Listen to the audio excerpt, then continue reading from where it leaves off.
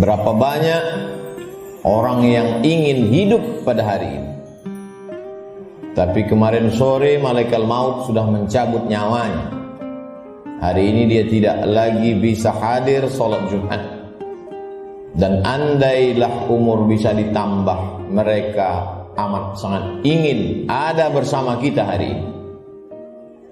Berapa banyak pula orang yang hari ini, jam ini sehat walafiat, tapi ada yang dicabut Allah dari dalam badannya. Ruhnya masih bersemayam dalam jasad, tapi yang dicabut adalah nikmat iman dan Islam. Tak ada lagi rasa takutnya kepada Allah, sehingga meninggalkan sholat Jumat ringan saja, seperti meninggalkan sandal di tepi jalan. Tak ada sedikit pun khawatirnya terkena azab kubur, tak ada takutnya pada azab neraka. Laknat yang paling mengerikan bukan miskin, laknat yang paling menakutkan bukan sakit. Laknat adalah ketika tak ada rasa takut dalam hati. Maka ketika masih ada rasa cemas, rasa takut, bersyukurlah, berarti masih ada benih-benih iman dan Islam yang dipupuk, disiram dengan mendengarkan ceramah, tausiah, pengajian, khutbah, dan dia akan berbuah ketika dilaksanakan dalam bentuk amal saleh. Semakin zaman ini hebat, semakin canggih, maka rumah sakit semakin banyak, dokter-dokter spesialis lulusan luar negeri bertebaran seperti bintang di tengah langit. Tapi apakah umur manusia makin panjang? Tidak. Apakah penyakit makin hilang? Tidak.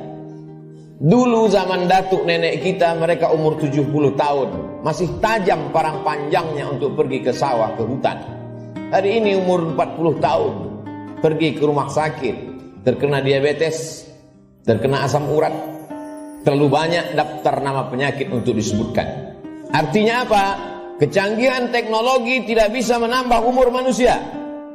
Kehebatan manusia dalam bidang multimedia telekomunikasi memang mempercepat hubungan, memang mempererat persaudaraan, tapi juga mempercepat kematian. Oleh sebab itu hidup manusia semakin singkat, hidup manusia semakin tidak bermakna. Cobalah kita renungkan berapa banyak saudara yang sebaya, yang seusia, satu sekolah, tetangga, kawan akrab, lebih muda dari kita, lebih sehat dari kita, lebih ganteng dari kita, tapi ternyata mereka tidak lagi bersama dengan kita. Lalu apa yang perlu kita siapkan? Yang kita siapkan adalah bahwa ketika ruh keluar dari jasad, tidaklah seperti tetesan embun yang jatuh dari daun yang basah. Ketika ruh keluar dari jasad, tidaklah seperti air liur yang keluar dari mulut tak terasa. Ketika ruh keluar dari jasad, Nabi SAW bertanya kepada orang-orang yang ruhnya sudah keluar dari jasad, ketika beliau Isra dan Mi'raj, bagaimana yang kalian rasakan wahai mayat, wahai ruh yang pernah bersemayam dalam jasad lalu kemudian keluar dari jasad? Mereka menjawab, seperti kambing yang dikuliti hidup-hidup. Mereka menjawab, seperti tebasan pedang di tempat yang sama diulang beratus kali. Mereka menjawab, seperti mata kail pancing ditarik dari kulit yang basah. Tercabut urat-urat dan dagingnya, ikut ke mata kail pancing. Begitulah sakitnya. Lalu yang perlu kita siapkan, apa yang bisa meringankan sakaratul maut itu? Di antara yang bisa meringankan sakaratul maut adalah shadaqatus sirri tadfa'u mitatas su', sedekah menghilangkan mati su'ul khatimah. Selama ini kita diajarkan berdoa, Allahumma hawwin alaina fi sakaratil maut, ringankan kami waktu sakaratul maut ya Allah. Baik, doa bagus. Habis selesai salat meminta kepada Allah, Allahumma hawwin alaina fi sakaratil maut.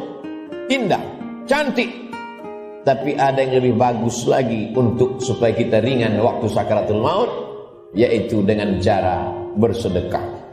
Yang mewakafkan tanah masjid ini, yang mewakafkan semen, yang mewakafkan batu, kosen, jendela, tak tahu kita siapa namanya, tapi dengan sedekahnya itu dia sudah memperingan sakaratul maut. Sampai hari ini orang yang mati itu tidak pernah hidup lagi untuk bercerita kepada kita. Mimpi pun tak dapat kita pesan. Bolak-balik kita minta untuk bermimpi dengan datu, ayah, emak, tak dapat berjumpa dengan mereka. Andai pun berjumpa dalam mimpi, tak pula dapat kita membuat pertanyaan-pertanyaan yang sudah kita sediakan sebelum tidur. Satu-satunya cara hanya dengan menyebut, membaca, mengingat hadis-hadis Nabi Muhammad sallallahu alaihi wasallam. Dan itu adalah iman. Hari ini orang sedang krisis dengan iman. Dia tidak lagi percaya. Mana itu alam akhirat? Mana itu alam barzah? Mana itu roh? Aku tidak percaya kepada yang tak nampak. Aku tidak percaya kepada yang tidak terlihat. Yang aku percaya hanya yang bisa aku pegang dengan tangan, yang bisa aku rasa dengan lidah, yang aku tatap dengan mata, yang aku dengar dengan telinga. Begitu sombongnya manusia berkata, mana itu? Mana dia? Mana yang tidak nampak itu? Tapi ketika kematian datang, adakah yang bisa melihat kematian? Percaya, mati. Tak percaya pun mati. Percaya dan tak percaya, semuanya akan mati menghadap Allah Subhanahu wa ta'ala. Silakan tidak percaya. Mau menjadi kafir, silakan. Mau menjadi orang munafik, silakan. Mau menjadi Abu Jahal, Abu Lahab, silakan. Mau menjadi Qarun, Fir'aun, silakan. Fir'aun mati, Abu Jahal mati, Qarun pun mati. Semua yang tidak percaya mati, dan semua yang percaya menghadap Allah Subhanahu wa ta'ala. Kelak kita semua akan merasakan sakratul maut itu.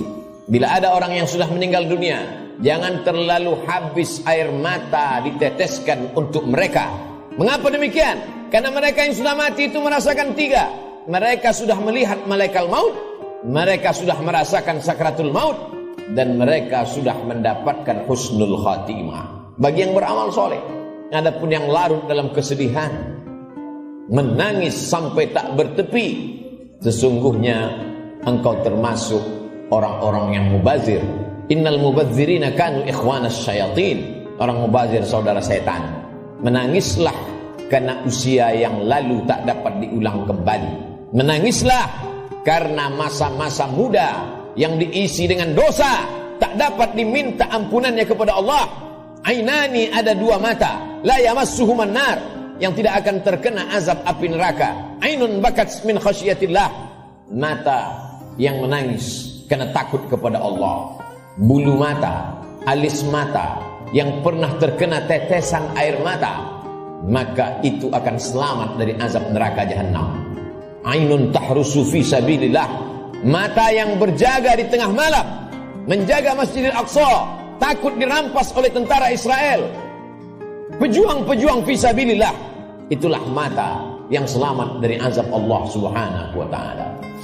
Setelah mati menghadap Allah, bebas dari sakratul maut, mereka adalah orang-orang yang mati syahid. Orang mati syahid itu tidak merasakan empat, tidak merasakan sakratul maut.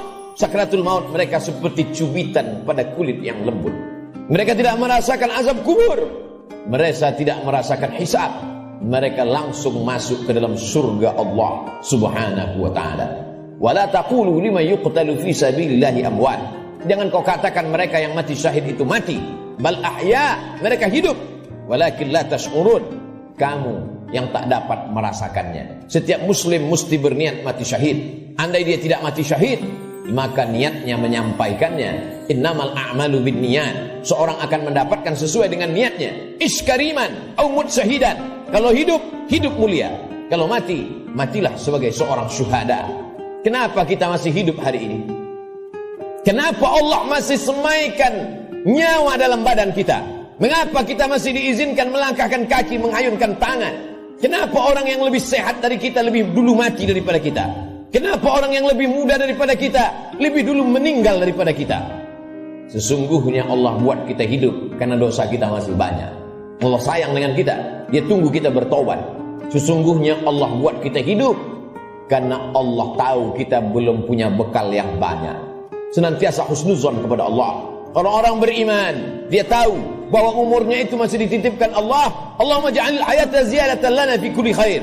Kalau kau takdirkan aku masih hidup besok pagi, jadikan hidup besok pagi sebagai amal saleh. Wa ja'alil mauta rahatan lana min kulli syarr. Kalau kau takdirkan aku mati malam ini ya Allah, tidak terbangun lagi besok pagi, kematian itu pun kematian yang indah, karena husnul khatimah, karena selamat dari sakaratul maut. Dan yang paling penting, berhenti dari segala perbuatan dosa. Orang beriman tidak pernah bersedih. Umurnya panjang, amalnya bertambah. Umurnya pendek, dosanya berkurang. Orang beriman tidak pernah berduka cita. Kenapa? Karena dia ridha menerima ketetapan Allah subhanahu wa ta'ala. Lewat dari sakaratul maut, selesaikah kehidupan? Belum. Keliru orang yang berkata, mari kita hantar jenazah ini ke tempat peristirahatan yang terakhir. Istirahat kata siapa? Liang kubur sudah siap menjepit bagi mereka yang curang. Curang timbangan, curang sempadan tanah, curang sempadan batas kebun. Mereka akan dihimpit 7 lapis tanah. Berapa banyak tukang gali kubur yang sudah mengukur panjang kubur 170 cm, tapi begitu diukur dengan galah, dengan buluh, dengan bambu, jenazah dimasukkan ke dalam. Kenapa berkurang? Kalaulah dikatakan tukang penggali kubur salah ukur, tidak mungkin. Karena dia mengukur dengan bambu, dengan buluh. Tidak mungkin dia salah ukur. Jadi apa sebenarnya yang terjadi? Maka liang lahat sudah siap-siap menjepit, meremukkan tulang belulang, meluluhlantakkan jenazah yang mati menghadap Allah subhanahu wa ta'ala. Ujian kedua yang akan dihadapi adalah azab kubur. Maka setelah fil alamina innaka hamidum majid, orang solat beriman, muslim yang takut pada Allah, menambahkan doanya, Allahumma fir lima qaddamtu wa ma akhartu wa ma asrartu wa ma a'lantu wa ma asraftu wa ma anta a'lamu bihi minni, antal muqaddimu wa antal muakhiru, la ilaha illa anta subhanaka inni kuntu minadh dhalimin. Sebelum salam dia tambahkan 4, Allahumma inni a'udzubika min azabi jahannam wa min azabil qabri wa min fitnatil mahya wal mamat wa min syarri fitnatil masihid dajjal. Dia minta selamat dari azab kubur. Setiap kita yang melewati kubur dalam perjalanan panjang kami dari Pekanbaru ke pedalaman suku Talang Mama, lalu kemudian singgah sebentar di masjid rumah Allah pada hari Sayyidul Ayyam, akan kembali lagi melewati kubur. Apa yang kami katakan? Assalamualaikum ya ahlad diyar minal mu'minin wa inna insyaallah bikum lahiqun yarhamullahul mustaqdimin wal mustakhirin nas'alullah lana wa lakumul afiyah. Apa yang kita mintakan orang yang dikubur itu? Bukankah mereka sudah mati? Orang yang hidup kita ucapkan Assalamualaikum, selamat anakmu, selamat keluargamu, selamat rumahmu, selamat hartamu, selamat sawitmu, selamat karetmu, selamat kebunmu, selamat dagangmu, selamat rukomu, selamat rumah makanmu. Tapi untuk orang yang sudah mati, apa yang kita ucapkan? Kenapa ada selamat untuk orang mati? Maka sesungguhnya salam pada orang mati di liang kubur adalah Assalamualaikum ya ahlal kubur, selamat kalian dari azab kubur. Hadisnya sahih, diriwayatkan oleh Sayyidatuna Aisyah Ummul Mukminin. Wahai Aisyah, kata Nabi SAW, kalau engkau lewat di kubur, mulutmu jangan diam saja, ucapkan salam, Assalamualaikum ya ahlad diyar, selamat bagi kalian. Selamat apa? Selamat dari azab kubur. Jangan pernah mulut ini berhenti meminta selamat dari azab kubur. Orang-orang yang dikubur itu kalau dia dihidupkan Allah Ta'ala kembali, apakah mereka mengatakan cukuplah mati ini, kami sudah capek hidup, kami sudah lelah dengan ujian hidup, menghadapi anak pecandu narkoba, menghadapi istri yang berselingkuh, menghadapi orang yang berbuat dosa? Apakah orang yang mati itu lalu kemudian mereka tidak ingin hidup lagi? Orang mati itu ketika ditanya, hai orang mati, maukah kalian hidup lagi? Mereka akan menjawab, laula akhartani ila ajalin qarib, seandainya kau tambah umur kami ya Allah, kami ingin hidup fa'as-saddaqa. Kalau kau tambah umur kami ingin hidup walaupun sekejap sejenak saja. Fa'as-saddaqa, kami ingin bersedekah. Wa akum minas salihin, dan kami ingin menjadi orang-orang yang soleh. Di antara yang menyelamatkan kita dari azab kubur adalah sedekah. Mengapa orang yang dikubur itu tidak minta haji mabrur? Karena pahala haji mabrur dia lihat nanti di surga. Wal hajjul mabrur laisa lahu jazaa' illal jannah. Haji mabrur balasannya surga. Kenapa orang yang dikubur itu tidak minta jihad fisabilillah? Karena memang tak semua orang punya kesempatan, tapi ada orang-orang yang bersedekah, orang-orang yang mampu mewakafkan tanahnya, berikan tanah. Masjid sudah berdiri, buatkan kelas untuk sekolah tahfiz Quran. Bagi yang tidak sanggup berwakaf tanah, berikan sedekah. 2-3 sak semen, batu kerikil, pasir, batu bata, besi. Itu semua akan menolong sampai hari kiamat. Selama masjid ini masih ada orang sholat berjamaah, masih ada orang lagi membaca zikir, tasbih, tahmid, takbir, tahlil, mengalir lapang alam kubur, terang benderang alam barzah. Orang yang meninggal itu hidungnya ditempelkan ke dinding liang lahat. Bagi orang yang meninggal dunia tidak dimasukkan ke dalam keranda, maka jenazahnya ditempelkan, hidungnya menempel ke liang lahat. Cobalah kita berbaring, tempelkan hidung ke dinding. Berapakah jarak antara mata kita ke dinding? Begitulah jarak kita dekatnya dengan dinding.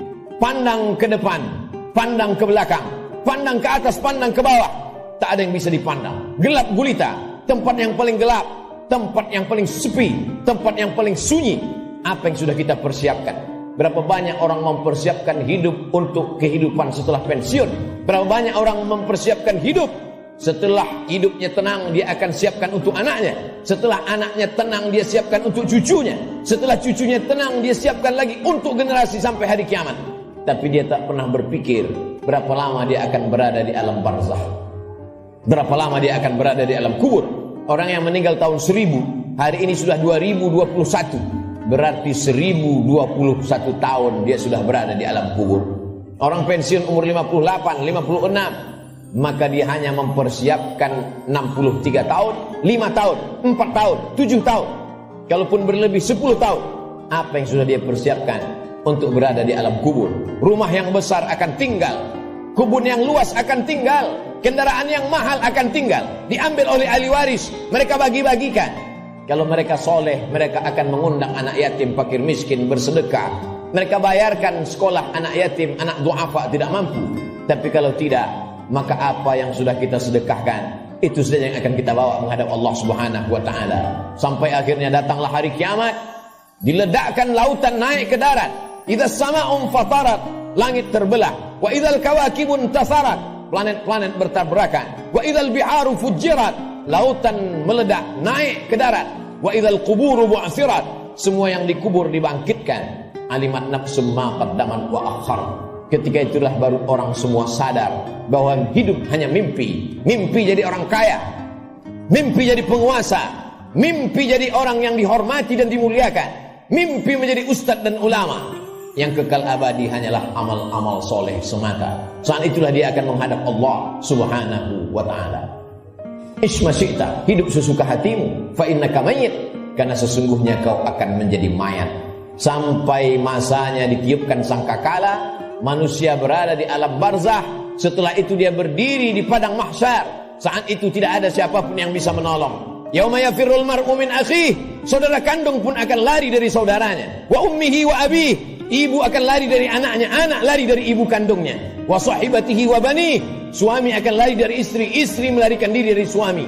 Anak-anak tak bisa menolong ayah, ibu tak bisa menolong anak. Likulli imri'in minhum yawma idzin sya'nun yughni, setiap orang hanya akan mementingkan dirinya sendiri. Apa yang kita tanam hari ini, itulah yang akan kita tuai. Tangan mencincang, bahu memikul. Sedangkan padi yang kita tanam belum tentu akan kita panen padi. Tumbuh juga rumput-rumput liar. Konon lagilah rumput itu betul yang kita tanam. Jangan pernah bermimpi akan menuai padi. Inna awwala ma yuhasabu bihil 'abdu yaumal qiyamati as-shalah. Yang pertama kali dihitung, dihisab dari amal adalah salat. Sebanyak apapun zikir kita, sebanyak apapun sedekah kita, kalau tidak ada tempat bergantungnya salat, maka tidak bernilai di hadapan Allah. Idza salahat salahal amalu kulluh. Kalau salatmu baik, maka baiklah amalmu. Wa idza fasadat fasadal amalu kulluh. Kalau salatmu rusak, maka rusaklah seluruh amalmu. As-salatu ibaduddin. Salat adalah tiang agama. Hari ini masih ada anak-anak muda yang sholat ke masjid, nikmat besar bagi orang tuanya. Tapi ada orang tua yang tak sholat, musibah besar bagi umat. Sholat menjadi salah satu pesan Nabi sebelum dia meninggal. As-salah, as-salah, sholat. Pesan Abu Bakar ketika pertama kali menjadi khalifah. Qumu ila salatikum yarhamkumullah. Yang sholat mati, yang tak sholat pun mati.